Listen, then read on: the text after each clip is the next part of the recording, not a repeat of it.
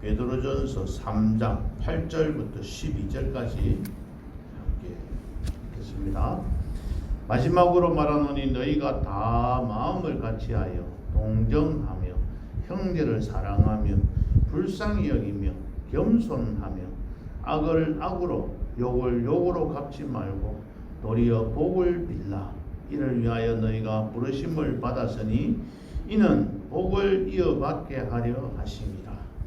그러므로 생명을 사랑하고 좋은 날 보기를 원하는 자는 혀를 금하여 악한 말을 그치며 그 입술로 거짓을 말하지 말고 악에서 떠나 선을 행하고 화평을 구하며 그것을 따르라. 주의 눈은 의인을 향하시고 그의 귀는 의인의 강구에 기울이시되 주의 얼굴은 악행하는 자들을 대하시느니라 하였느니라. 아멘.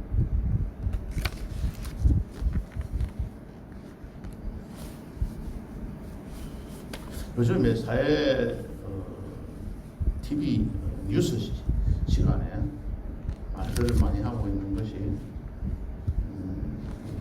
데모를 많이 하고 또 어디에서 집회를 했고 그걸로 인해 가지고 교통이 혼잡해졌다 이런 내용들을 하루가 쉬지도 않고 계속 보도가 되고 있는 것들을 봅니다.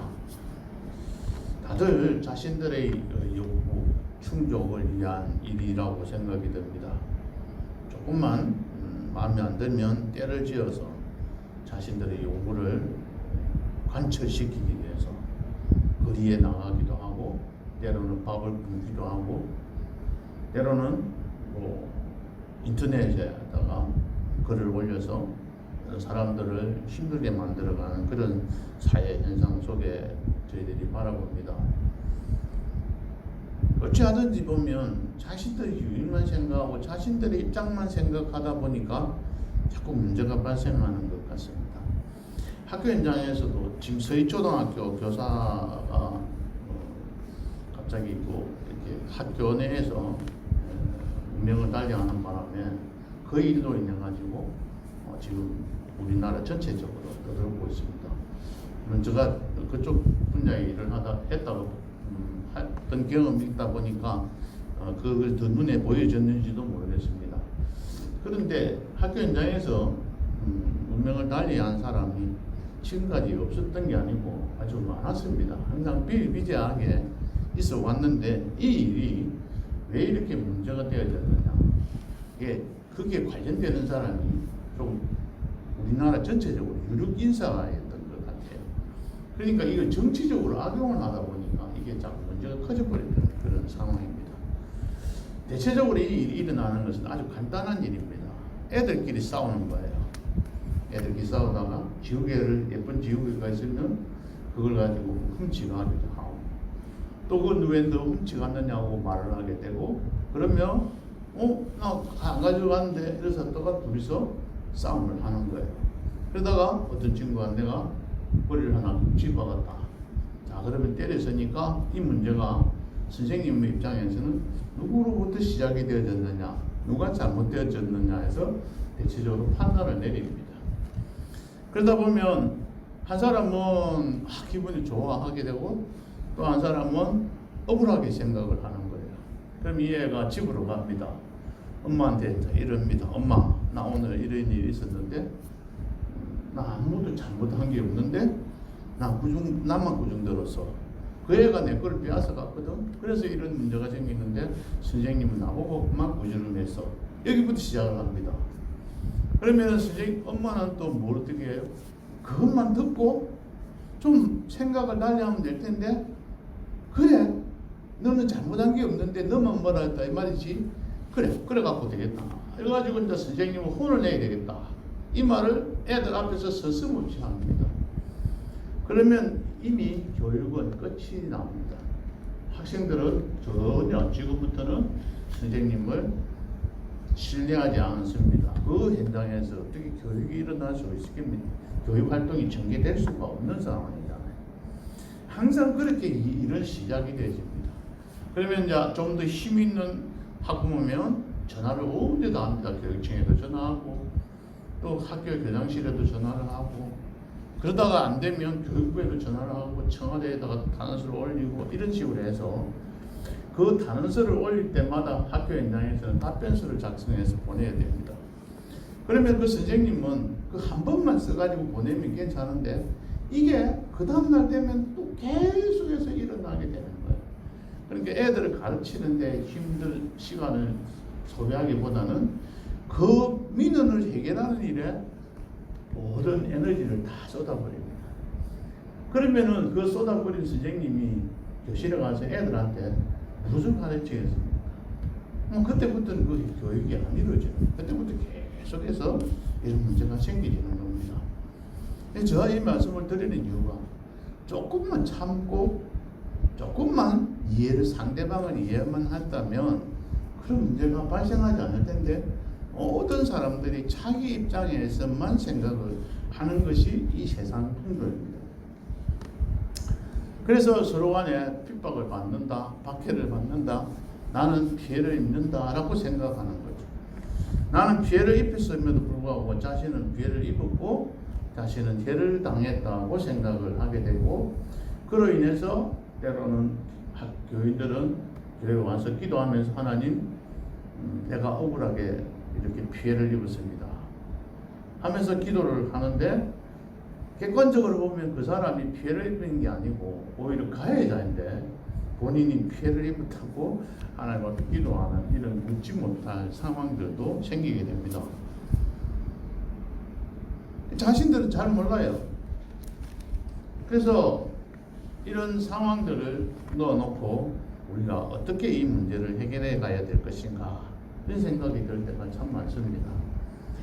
이런 자녀들이, 이런 주변에 어른들이 있다고 하면 여러분들은 어떻게 군면하시겠습니까? 뭐라고 이들에게 이야기해서 그것을 고치도록 만들어 갈 수 있을까요?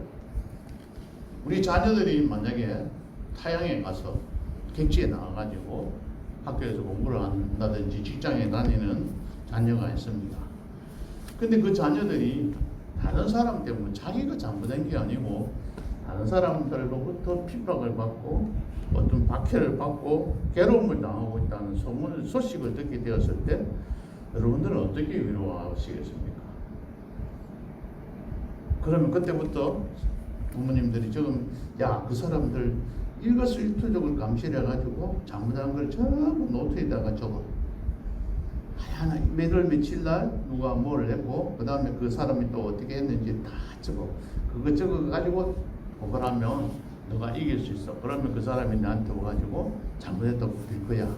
앞으로는 다시는 너를 괴롭히는 일이 없을 거야.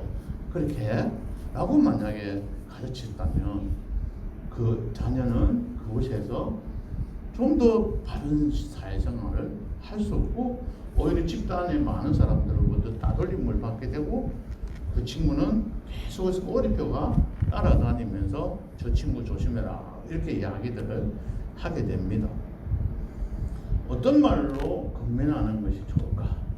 오늘 베드로 사도도 이와 같은 입장에서 이 베드로 전서를 기록을 한 겁니다.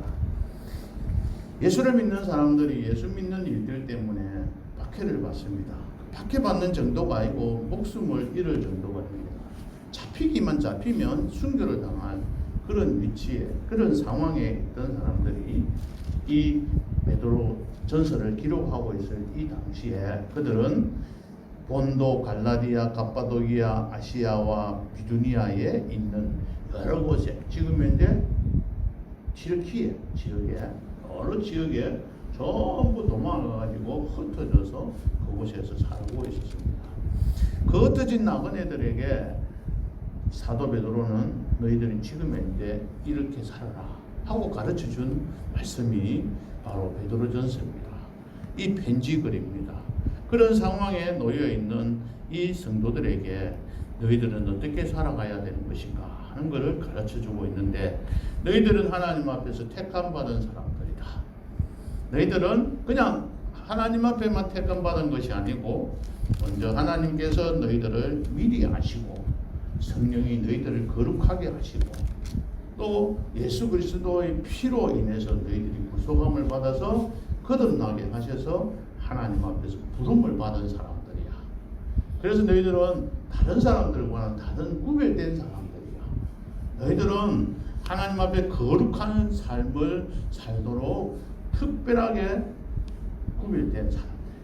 많은 사람들이 이 땅에 살고 있지만 그 중에서 픽업을 하신 거야. 하나님께서 한 사람 한 사람씩 데리고 오신 거야. 픽업을 해서 쪽집게로 콕콕 집어서 데리고 오듯이 데리고 와서 너희들은 성도로 살아가도록 만들 거야. 그래서 너희들은 지금부터 내가 부르신 왜 불렀는지 내가 부른 목적에 맞게 살아가라고 가르쳐주고 있습니다. 그 부르신 목적이 뭐냐면 1장 15절에 나와 있는 말씀, 오직 너희를 부르신 거룩하신 이처럼 너희도 모든 행실에 거룩한 자가 되어라. 모든 행실에 거룩한 자가 되라고 했는데 오늘 계속해서 제가 이 말씀을 준비하면서 생각하니까 이 행실이 어때야 되느냐면 순종하는 삶, 선행이라는 거예요. 착한 일을 하는 거예요. 선행이 행실인 거예요. 이 선행이 바로 거룩한 삶입니다. 거룩한 자가 되어라 하는 말은 거룩하게 산다는 말은 선한 행동을 한다는 것이죠. 악한 행동을 하는 것이 아니고 선한 행동을 하는 것을 하나님께서 말씀을 하고 계십니다. 너희를 부르신 이유가 모든 행실에 거룩한 자가 되라. 모든 일에 선한 일로 선하게 살아가라고 가르쳐주고 있습니다. 그래서 선하게 살아가려고 하면 어떻게 해야 되는가? 거기에 대해서 하나님 쭉 사도 베드로가 말씀을 하셨는데 일반적으로 1장에서는 2장 1절부터 2장 11절부터 계속해서 말씀을 하고 있습니다. 2장 10절까지는 일반적인 이야기들입니다. 그래서 전에 말씀을 드렸듯이 너희들은 신령한 젖을 삼아하는데 이 신령한 젖이라는 것은 바로 하나님의 말씀을 늘 묵상하면서 말씀의 양식이 되어가지고 양식을 먹고 살아가야 된다. 그러니까 우리가 성경 쓰기도 하고 있습니다만은 성경을 읽으면서 성경 속에서 하나님의 그 깨우치심, 가르치심을 배워나가는 겁니다. 제가 쭉 말씀을 전해드릴 때마다 성경을 좀 더 읽고 이해하기 쉽도록 전해드린다고 성경 본문 중심으로 쭉 말씀을 드립니다만은 성경이 참 읽고 이해하기가 굉장히 힘들긴 합니다. 그러나 계속해서 읽다 보면 전체적으로 이게 부어지게 되고 그 속에서 하나님께서 무엇을 우리에게 요구하시는지를 찾아서 발견할 수가 있는 거죠. 그때 하나 발견하고 나면 굉장히 마음에 큰 기쁨이 우리 마음속에 찾아오게 됩니다. 그 기쁨을 맛본 사람이 예수님을 끝까지 믿고 살아갈 수 있는 사람들이죠. 그런데 성경을 읽으면 읽을수록 자꾸 그게 깨닫는 횟수가 늘어나게 되고 그걸 통해서 우리는 성장하게 되는 겁니다. 두 번째는 어떻게 하는 것이 거룩한 삶인가 일반적으로 가르치고 있는데 바로 2장 5절에 나와 있는 말씀처럼 거룩한 제사장이 되라. 거룩한 제사장, 거룩한 예배를 드려야 된다. 예배를 드리는데 예배를 집례하는 제사장, 또 예배를 집례한다는 것은 내가 각 사회에 흩어져 있는 그곳에서 나의 삶이 하나님 앞에 드려지는 예배입니다. 그렇기 때문에 내 삶을 하나님 앞에 예배로 드리는 그 삶, 예배자가 되는 그 주인공이 바로 제사장이다. 그런 제사장이 되도록 우리의 삶 속에서 그러면 더 나타내야 된다. 그리고 2장 9절에서는 우리가 이 아름다운 덕을 많은 사람들에게 선포하게 된다. 그런 삶을 살아가는 것이 거룩한 사람들의 삶이다 하는 일반적인 원칙을 가르쳐주고 난 다음부터 2장 11절부터 지금 3장 오늘 읽었던 12절까지 각 부분에서 실질적으로 어떻게 살아가는 것이 거룩한 삶인가, 어떻게 살아가는 것이 선한 행동인 행실인가를 가르쳐주고 있는데 2장 11절부터 17절에 있는 말씀은 이 나라의 국민으로서 살아갈 때, 이 나라의 백성으로서 살아갈 때 너희들이 어떻게 살아가야 할 것인가를 가르쳐주고 있습니다. 이 나라의 모든 제도를 다 제도에 순종하라고 했습니다. 그리고 이 나라를 다스리고 있는 왕들도 존경하고 살아가라고 했습니다. 사실 이 말씀을 읽을 때마다 왕을 존대할 만한 값어치도 없는 사람을 왜 우리가 존경해야 되느냐, 그런 생각을 할 때가 참 많았습니다. 이게 이해가 안 됐어요. 그런데 이 생각을 하면서 제가 오늘 새벽에도 말씀을 드렸습니다만은, 이래서 우리가 존대해야 되겠구나. 우리나라의 이 삶이, 이 생활 패턴이 좀 문제가 있다, 이런 생각이 들었어요. 자, 우리나라가 이만큼 발전하게 되는데 원인이 어디에 있을까요? 국민들이 열심히 일했기 때문에, 새마을운동 때문에 뭐 새벽부터 일어나가지고 열심히 죽반 살반 일을 하고 자녀들에게 교육을 시키기 위해서 소도 팔고 집도 팔고 논도 팔아서 교육을 시켰기 때문에 우리나라가 이만큼 발전했다라고 이야기하는 사람들도 있습니다. 그런데 가만히 생각해 보면 목사님께서 항상 말씀하셨듯이 소수자입니다. 이 나라가 공산주의 국가가 되지 않도록 민주주의 국가로 만들어가는 터전을 마련하는데 결정적으로 기여한 사람이 이승만 대통령입니다. 만약에 이승만 대통령이 없었으면 우리나라는 공산주의 국가로서 이 땅에 계속 남아 있었을 겁니다. 그 과정들은 여러 가지 있습니다. 물론 이승만 대통령이 나중에 되면 뭐 독재를 해서 4.19가 일어나가지고 문제를 일으켜서 나중에 본의 아니게 하야를 하는 그런 상황이 있다 보니까 그분이 그러한 상황에 아직 좋지 못한 평가를 받습니다. 이승만 대통령이 학교를 세우셨는데 그 학교 이름이 무엇인지 제가 오늘 신문 보고 알았거든요. 대학교를 세웠어요. 인하대학교를 세우셨습니다. 자기의 재산을 전부 다 팔고 인천에 인하대학교를 세웠는데, 인하가 뜻이 인천을 하와이 같이 만들겠다는 그 인하랍니다. 그러니까 인천에 지금 세우면서 하와이 같은 그런 하와이 인하대학교를 만들어서 그 인하대학교에 이승만 대통령의 동상이 있었는데 그 학생들이 그걸 끌어내려 가지고 지금 창고에 들어가 있다는 그런 신문 보도가 난 것을 보고 알았습니다. 그 대통령이 없었으면 이 나라는 공산주의 국가가 되었을 거예요. 그 다음 또 생각해 봅시다. 이 나라가 이만큼 발전한 것은 다 사람들이 손가락질하고 있는데 박정희 대통령이 아니었더라면, 그분이 17년이라는 세월 동안 이 나라를 만약에 정치를 하지 않았더라면 이 나라는 더 이상 발전할 수가 없었을 겁니다. 그분이 혼자서 한 거는 아니죠. 이 땅에 고속도로를 그때 많은 사람들이, 전 국민들이 반대를 했는데 고속도로를 닦지 않았더라면, 그 고속도로를 닦는데 가장 큰 역할을 한 사람이 정주영 씨였는데, 정주영의 회장과 같은 사람이 없었더라면 그야말로 무에서 유를 만드는 사람이 그분이었어요. 현대조선소, 현대중공업, 현대자동차, 지금 세계적으로 각국의 이것들을 다 수출해서 팔아서 이 나라의 부를 축적하게 만드는 사람이 바로 정주영 회장이었습니다. 삼성, 이병철 씨부터 시작해서 이건희까지, 지금 이재용이는 대충 어떤지 모르겠습니다만은 그분들 때문에 삼성이 이 나라의 약 20%를 국민들을 먹이 살린다고 이야기할 정도입니다. 그런데 우리나라는 사람들이 생각할 때 뭐라고 생각합니까? 그분들은 국민들의 피를 빨아먹은 사람들이고, 그분들은 국민들의 땀을 희생시켜서 자기들이 부를 축적했다고 해서 타도의 대상으로 삼았습니다.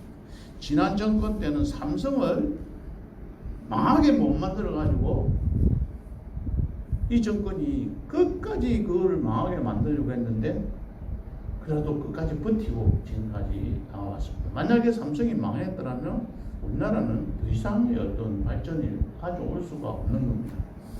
그 사람들을 어떻게 하라고요? 존대하라는 겁니다. 내 마음에 안 든다고 존대 안 하고, 내 마음에 들면 존대하는 것이 아니고, 이 왕들을, 이런 지도자들을 우리는 존대하면서 그분들을 높여가며 살아가야 된다는 거예요. 우리가 볼 때 그 사람의 10 중에 3가지, 4가지가 마음에 안 든다 할지라도 그분들이 갖고 있는 장점은 여섯, 일곱, 여덟, 아홉 가지 우리가 가지고 있지 아니하는 하는 것들을 많은 것들을 가지고 있기에 그들은 그 일들을 치루어낸 겁니다. 내한테 돈 줘봐 왜 내는 못할까? 나도 할 수 있어. 나도 금수저로 태어나봐 그 일을 못해? 라고 말하지 모르지만 절대로 돈을 준다고 해서 그 문제를 해결해 나가고 그런 큰 일을 이룰 수가 없기에 우리가 볼 때는 허점이 보이고 단점이 보인다 할지라도 그 왕들을 존대하라고 하신 하나님의 말씀대로 무사람을 공경하면서 하나님을 두려워하는 마음으로 그들을 존경하라고 이야기하고 있습니다. 이 말씀 이대로 세상 사람들은 그들을 욕하고 살더라도 우리는 그러한 마음이 아니라 세상에서 존대하고 존경하며 살아가야 그게 바로 거룩한 삶이라는 겁니다. 2장 18절부터 25절에는 이런 말씀입니다. 옛날에 집에 종이 있었잖아요. 지금은 좀 집에 종이 없지만 사원들입니다. 그 사람들이 주인이 하는 짓이 마음에 안 들더라도 그들을 존경하라는 거예요. 참고 시키는 대로 하라는 거예요. 순종하라는 겁니다. 그런 마음들을 갖고 살아가는 사람들이 바로 하나님 앞에서 아름답다. 21절에 보면 이를 위하여 너희가 부르심을 받았다. 너희들이 고난을 받고 참고 이겨내는 것들을 위해서 그곳에서 통해서 그 일들을 통해서 하나님 앞에 영광 돌리기 위해 너희들을 택하고 너희들을 부르셨다고 말씀을 하고 계십니다. 3장 1절부터 오늘 새벽에 말씀드린 1절부터 7절에 있는 말씀들은 아내와 남편 사이의 문제입니다. 예수를 믿는 아내들이 볼 때 교회 가서 성경 말씀을 들으니까 전부 다 평등하다는데 우리 남편은 뭐야? 이런 식으로 돼서 남편 말을 잘 안 들었다는 겁니다. 예수를 안 믿는 남편이었다는 거죠. 그렇지만은 너희들이 말로만 갖고 교회 가자 하지 말고 3장 1절 보세요. 말로 말미암지 않고 그 아내의 행실로 말미암아 구원을 받게 한다 했습니다. 이게 말 열마디 말이 아니라 우리의 행실을 통해서 그 행실이 선한 행실인데 그 선한 행실이 뭐냐? 아내들은 순종하는 거예요. 순종하는 것이 더 쉽다는 생각이 들어요. 여기에 7절에 보면 남편들은 아내를 귀히 여기라 했는데 귀하게 여기는 게 더 어려울 것 같아요. 오히려 말하는 대로 그대로만 따라만 하면은 오히려 편할 텐데 이 귀하게 여기는 것은 여러 가지로 어려운 점들이 참 많은 것 같습니다. 그러면서 하나님께서 말씀을 끝에 저는 이 말씀을 듣고 아내 사랑 안 하면 끝나는구나 생각이 들어서 7절 하반절에 볼까요? 이는 너희 기도가 막히지 아니하게 하려 합니다. 내가 아무리 기도해도 아내를 미워하고 아내를 귀하게 여기지 않으면 그 기도가 막힌다는 거예요. 그 말씀을 듣고 이게 더 겁나는 이야기네 이런 생각이 들었어요. 그래서 아내들의 우리 순종하라고 하는 이 말씀을 다 순종 잘하시고 남편들은 아내를 더 귀히 여겨야 되는데 지식을 따라서 생명 연약한 그릇인 줄도 알고 또 생명의 은혜를 함께 이어갈 자로서 알아서 귀하게 살아가는 것이 예수 안 믿는 사람들과는 다른 거룩한 삶을 살아가는 아내와 남편의 삶이라고 가르쳐주고 있는 겁니다. 계속해서 제가 이 말씀 드리는 것은 사람들은 다 너희 모든 행실에 거룩한 자가 되기 위해서 하나님께서 우리를 부르셨습니다. 오늘 읽은 본문은 사람들끼리 살아갈 때, 너희끼리 살아갈 때는 이렇게 살아가라고 가르쳐주고 있는 거예요. 8절은 교회 안에서 성도들끼리 살아가라고 5가지를 가르치고 있습니다. 첫째는 뭐라고 이야기하냐면 마음을 같이 하라. 이 마음을 같이 하라. 말이 성경에 많이 나오는데 왜 특별히 초대교회 또 신약 성경이 말씀이 많으냐면 교회 안에 잡다한 사람들이 이지 집단이 내 속해 있는 사람들이 많았다는 겁니다. 지금은 사회계층이 크게 차이가 없지만 옛날에는 거기에 보면 주인도 있고 상전도 있고 종도 있고 사회에서 여러 가지로 어려움을 당하고 있는 지천을 따지고 봤을 때도 그러하기도 하고 또 인종을 따져볼 때도 어떤 사람은 헬라인들도 있고 유대인도 있고 또 저기 이 성경 얻어 보면 깡패와 같은 집단에 속해 있는 사람들도 있고 다 이질적인 사람들이 많은데 각자 지가 생각하고 싶은 대로 생각하고 살아가니까 그것을 하나 되게 해요. 어떤 유대인이라고 귀하고 헬라인이라고 전하는 것이 아니라 양반이라고 귀하고 상놈이라고 전한 것이 아니라 다 똑같은 사람으로서 하나의 마음을 가지고 살아요. 우리나라의 초대교회 한국 교회사에서도 가장 참 좋은 본보기에 되신 분들이 참 많잖아요. 자기 아버지, 머슴하고 또 주인하고 같은 교회에서 같이 예배를 드리면서 성도로 서로 섬기고 머슴이 먼저 장로됐다고 그 주인이 그 장로인 머슴을 섬기는 그런 아름다운 전통들이 있었습니다. 이와 같이 이런 모습 속에서 서로 하나가 되라 가르쳐요. 빌립보 이상에서는 너희들이 예수님의 마음을 품어라. 같은 마음을 품어라. 그 예수님은 하나님과 동등됨을 취하지 아니하시고 사람의 몸을 입어서 이 땅에 오셔서 자기를 낮추시고 또 십자가에 못 박혀서 자기는 죄가 없음에도 억울하게 그렇다고 억울하다고 생각 말하지 않고 그냥 순종하면서 십자가에 매달려서 죽으셨습니다. 우리들은 만약에 그런 일을 당했다면 내가 왜 죽냐고 내가 뭘 잘못했다고 죽느냐고 내가 뭘 잘못했다고 이런 어려움을 당하느냐고 하면서 대들고 원망했을지 모릅니다. 그러나 그런 예수님의 우리 모습을 본받아서 그렇게 살았더니 하나님께서 그를 높이셔서 많은 사람들에게 경배의 대상으로 삼으셨습니다. 그런 과정이 있었기에 그에게 그런 축복이 있었던 것입니다.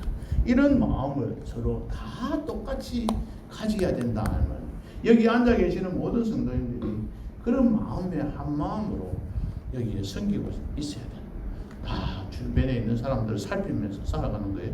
두 번째는 어떻게 하라고 그러죠? 동정하며 이러는데 이 동정이 뭔지 참 처음에 이해가 안 됐어요. 그래서 찾아보니까 개역 옛날에 한글 성경, 개역 한글 성경에서는 체휼하며 이런 말을 썼어요. 체휼이란 말이 더 어렵잖아요. 그래서 풀어 쓴다고 동정하며 일어났는데 이 말이 더 어려운 것 같아요.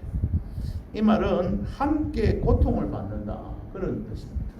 같은 마음을 품으면서 다른 사람이 겪는 그 고통을 서로 공감하고 나 자신과 같이 일치시키는 것을 말합니다. 그래서 물론 여기 마음을 같이 해야 한다는 것, 마음을 같이 하는 이런 사람들은 그 사람의 마음을 같이 읽어서 그들의 고통을 또 그들의 기쁨을 같이 공감할 수 있는 상황이 된다는 거죠. 세 번째는 형제를 사랑하며 사랑이라 형제를 사랑한다는 것은 아가페가 아니고 하나님이 우리를 사랑하신 아가페 사랑도 아니고 또 에로스 사랑도 아니고 필리아 사랑입니다. 그러니까는 형제 필로스 사랑, 형제끼리의 사랑하는 거죠. 가족끼리 집에서 형제 자매들끼리 사랑하는 그 사랑을 말합니다. 그러니까 교회에 와서 성도들끼리 내 형제, 나와 같이 형, 누나와 같은 생각으로 내가 나이 많으면 형으로, 누나로, 언니로 이렇게 생각하고 섬기고 또 동생이라고 생각하고 같이 이런 마음으로 사랑하는 것을 형제를 사랑하며 라는 말입니다. 불쌍히 여기며 이 말은 긍휼을 베풀며 라는 뜻이기도 하고 용서를 해주기 위해서는 사랑을 해주기 위해서는 꼭 있어야 될 것이 불쌍히 여기는 마음이 있습니다. 사마리아로 가던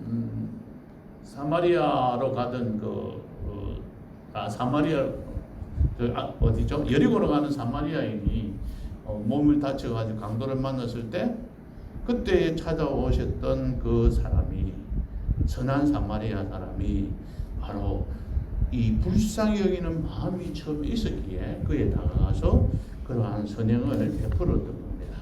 그래서 우리 교회 성도들이 어떤 일을 당하는 걸 보면 그 사람을 보고 불쌍히 여기고 긍휼을 베푸는 마음들을 가져야 됩니다.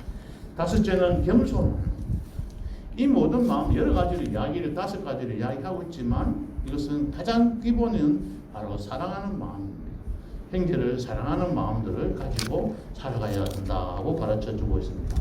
두 번째는 9절부터 12절에 있는 중 말씀인데 예수를 안 믿는 사람들과의 사이에서 일어나는 일입니다. 악을 악으로 욕을 욕으로 갚지 말고 도리어 복을 빌라. 누구에게 그러냐면 나에게 칭찬해주고 나를 도와주고 나에게 은혜를 베풀어 준 사람이 아니라 나를 박해를 하고 내가 예수 믿는다고 욕하고 예수 믿는다고 또 매질도 하고 나를 힘들게 만드는 그 사람들에게 그 사람들이 나에게 악을 베풀었다고 해서 똑같이 갚지 말라는 겁니다. 너 그랬지? 나도 그래. 나는 몇 배로 너에게 그럴 거야 라고 생각하고 덤벼들지 말라는 거죠. 욕을 했다고 해서 다시 나는 욕으로 갚아버리고 그런 것이 아니라 도리어 복을 빌으라. 그 대상자가 친척이고 그 대상자가 나의 이웃이 아니라 나를 힘들게 만드는 사람들에게 이렇게 하라는 거예요.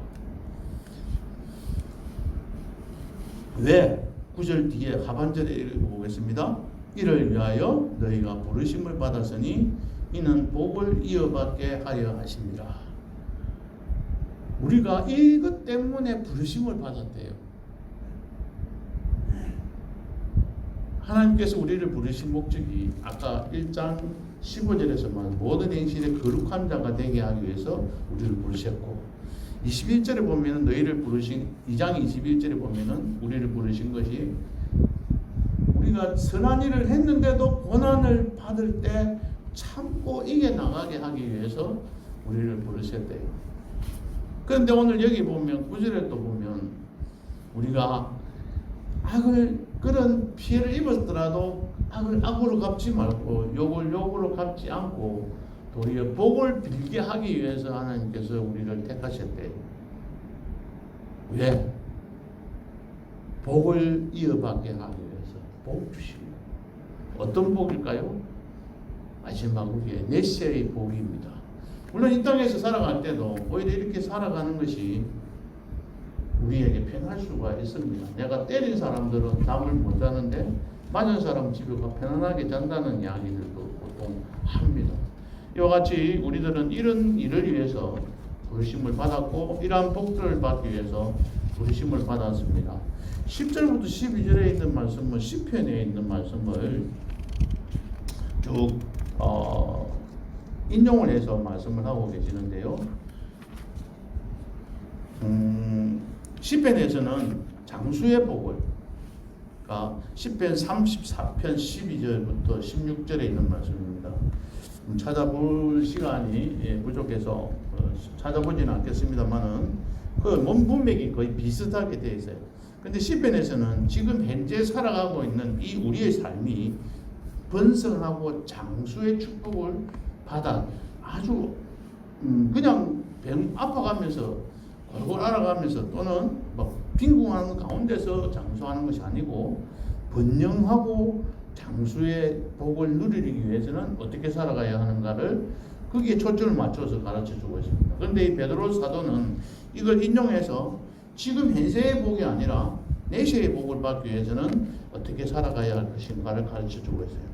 첫 번째는 뭐냐면 혀를 금하여 악한 말을 거치며 그 입술로 거짓을 말하지 말고.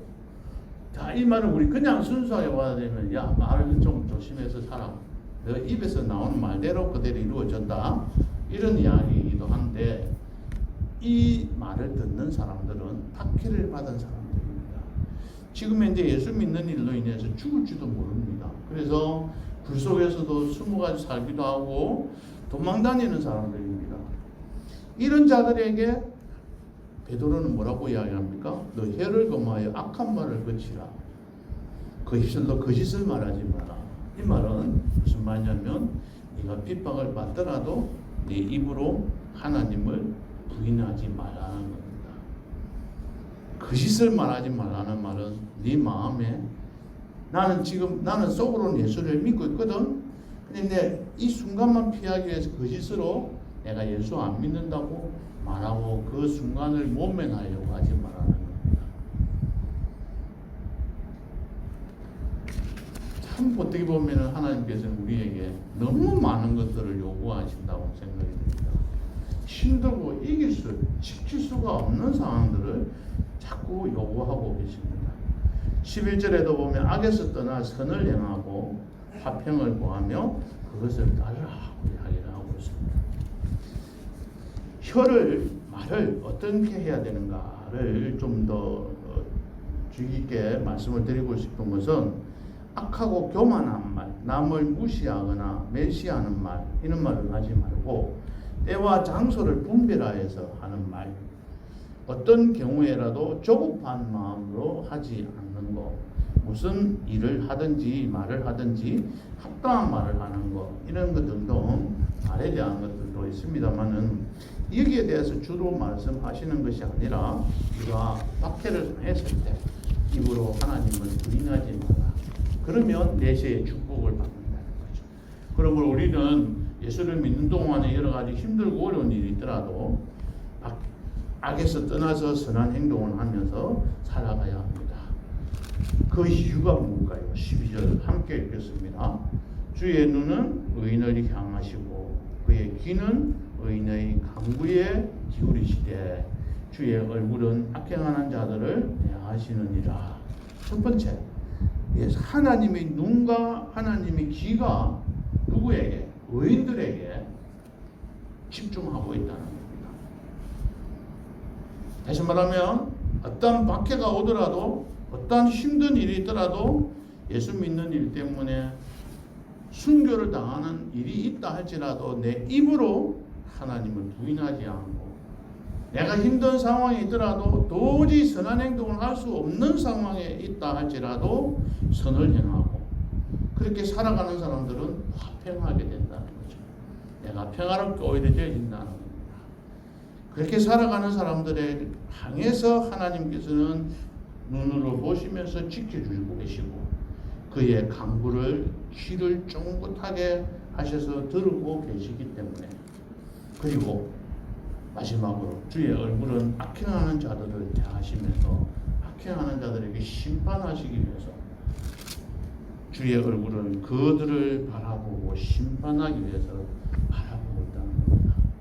우리가 예수를 부인하게 되면 부인하는 우리의 모습을 하나님은 얼굴로 우리를 보게 되신다는 거죠. 그래서 너희들은 하나님을 부인하지 말고 끝까지 믿고 살아가라고 했습니다. 말씀을 읽겠습니다. 오늘 설교 제목이 제가 신표로 해놨는데 사랑, 선행, 화평 이렇게 적어놨습니다. 선행하고 신표로 해놨는데 그거보다는 선행 화살표, 사랑 화살표, 선행 화살표, 화평. 하나님을 믿는 사람들이 거룩한 삶을 살기 위해서는 첫째로 사랑하는 마음들을 가져야 합니다. 그 사랑은 하나님께서 우리를 사랑하신 그 사랑과 같이 희생적인 사랑이죠. 내가 그 사람을 사랑한다고 해서 내가 얻을 수 있는 유익이 하나도 없는 겁니다. 내가 받을 것이 하나도 없어도 내가 사랑을 베푸는 그 사랑하는 마음이 있는 자가 둘째로 선행을 베풀 선한 행동을 할 수가 있는 거죠. 그 마음이 없으면 오늘 8절에서 나와 있는 마음처럼 마음을 같이하고 동정하고 형제를 사랑하고 불쌍히 여기고 겸손한 마음이 없으면 사랑을 실천할 수가 없는 거예요. 이런 사랑이 밑바탕이 되어졌을 때 선한 행동을 할 수가 있는 겁니다. 남들과는 다른 행동을 구별된 행동을 할 수 있습니다. 오른밤을 때리면 왼밤을 대줄 수 있는 상황이 될 수도 있는 거죠. 저가 오리를 가져가면 신리도 같이 갈 수 있는 마음들이 그를 사랑하기 때문에 이루어질 수 있는 것이죠. 그래서 사랑이 가장 먼저 기본이 되고 그 사랑을 밑바탕 속에서 선한 행동을 하게 되면서 그 선한 행동을 하는 사람들이 모여 있는 곳에는 평화가 넘치게 되고 그런 일을 하는 사람들이 화평케 하는 자들입니다. 마태복음에 나와 있던 것이 화평케 하는 자가 얻을 수 있는 축복을 그때 받아 누리게 되는 거죠. 그러한 경지에 오를 수 있는 사람은 이 땅에 아무도 없습니다. 어떤 그리스도인들이라도 이런 삶을 살아가는 사람은 없습니다.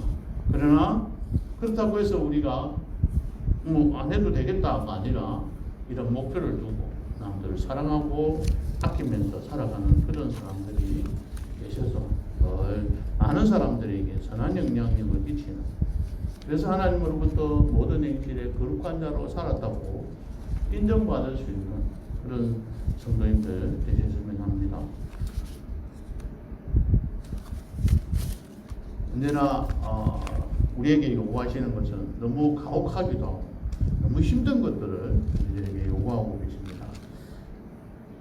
1장 12절, 11절부터 1장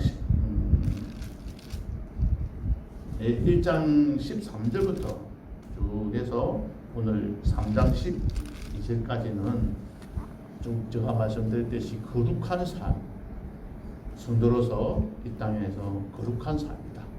거룩한 삶은 전에 계속해서 말씀을 드리지만 서울대학이 서쪽으로 가면 성균관대학이 동쪽으로 가듯이 다른 사람이 서쪽으로 가고 있을 때 세상 사람들은 그 길이 마르다고 그 길이 좋은 길이라고 그 길이 현명한 길이라고 아무리 이야기한다 할지라도 그곳으로 가지 않고 나는 동쪽으로 하나님께서 원하시는 그 길로, 너는 지금 현재 선한 일을 해본들 너에게 아무런 유익이 없어 라고 아무리 이야기한다 할지라도 나는 꿋꿋이 고집스럽게 하나님께서 요구하시는 그 길을 가는 자들에게 하나님께서 그의 마음에 참된 기쁨과 참된 평강을 허락해 주실 것입니다. 남들이 안다고 예수 안 믿는 사람들이 따라가는 그 길을 따라가지 마. 손해가 되더라도 힘들고 어려워도 내가 바르게 하고 고난을 받고 참고 있으면 하나님께 앞에 아름답다고 했습니다. 2장 20절을 한번 보시겠습니다. 제가 있어 매를 맞고 참으면 무슨 칭찬이 있으리요. 그러나 선을 행함으로 고난을 받고 참으면 이는 하나님 앞에 아름다우니라. 하나님 앞에 아름다운 삶은 하나님 보시기에 값진 것, 3장 4절에 보면 하나님 앞에 값진 것으로 단장하라고 했습니다. 단장하는 방법은 아내들이 제일 아름답게 단장하는 것은 3장 5절에 나와 있는 것처럼 순종함으로 자기를 단장하는 겁니다. 남편에게 순종하는 것으로 단장하듯이 우리는 신랑 대신 예수님, 하나님 앞에 우리를 단장시키는 것은 하나님의 말씀에 따라서 순종하는 겁니다. 그 말씀이 마음에 안 들더라도 한 가지라도 오늘 이 시간부터 순종하면서 나아갑시다. 그래서 시킨 대로 좀 잘하는 자녀들이 되었으면 좋겠다고 바라는 우리 부모들처럼 하나님도 지금 우리를 보고 좀 시킨 대로 좀 제발 좀 해봐 라고 지금도 말하고 계실 거예요. 그 말씀에 순종하는 복된 성도님 되시기를 예수님 이름으로 축복합니다.